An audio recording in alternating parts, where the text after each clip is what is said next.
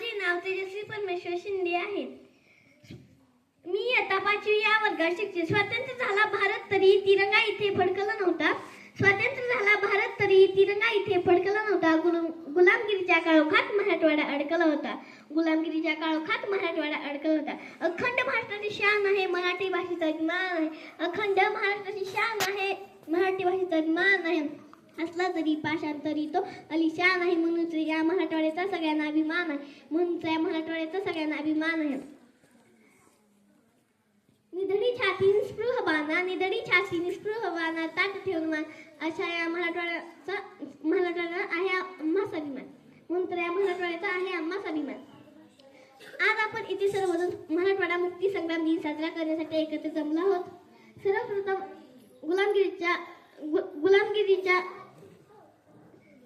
गुलामगिरीच्या काळोखात आपल्याला मुक्त केलेल्या हुतात्म्यांना वंदन करते. 15 ऑगस्ट 1947 साऱ्या भारतभर स्वातंत्र्य पर्व सुरू झाले. परंतु हैदराबाद संस्थान, काश्मीर संस्थान आणि जनागड संस्थान या स्थानातील लोक अजून पण स्वप्न पाहत होती. स्वातंत्र्याची स्वप्न पाहत होती.